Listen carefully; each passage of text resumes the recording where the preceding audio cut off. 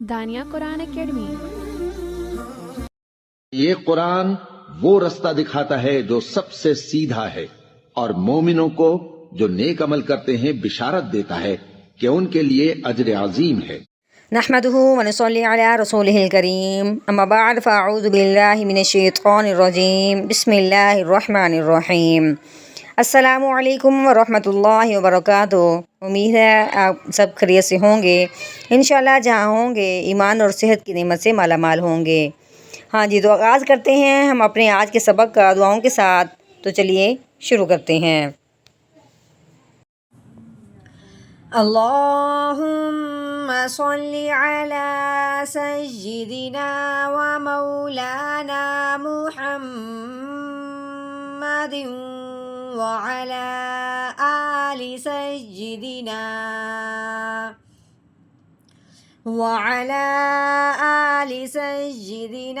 و مولانا محمد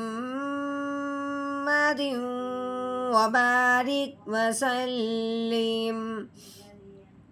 رب اشرح لی صدری ویسر لی امری واحلل عقدۃ من لسانی یفقہوا قولی۔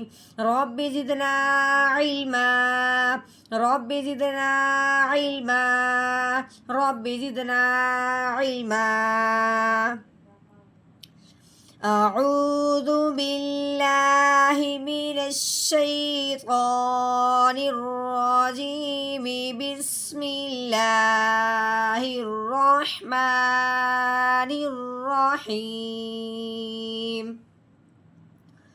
ووجوہ یومئذ علیہا غبرہ۔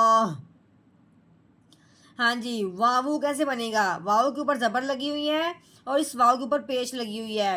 اس واو پہ زبر والی آواز نکلے گی، اس پہ پیش والی۔ تو کیسے پڑھیں گے؟ واو زبر وا، واو پیش وو، واو۔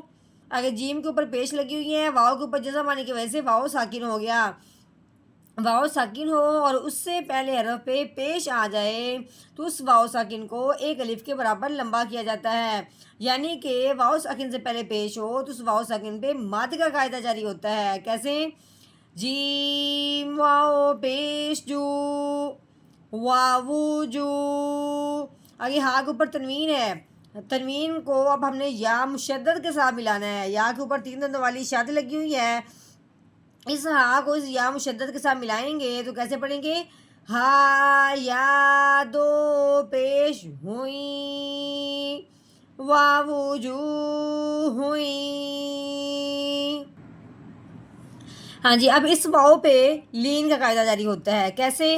کہ واو کے اوپر جزم آنے کی وجہ سے واو ساکن ہے، واو ساکن سے پہلے حرف پہ جب زبر آ جائے تو اس واو ساکن پہ لین کا قاعدہ جاری ہوتا ہے۔ اب لین کا مطلب کیا ہے کہ لفظ کو اب ہم نے نرمی سے پڑھنا ہے، کھینچ کے یا جھٹکا لگاتے ہوئے بالکل نہیں پڑھنا۔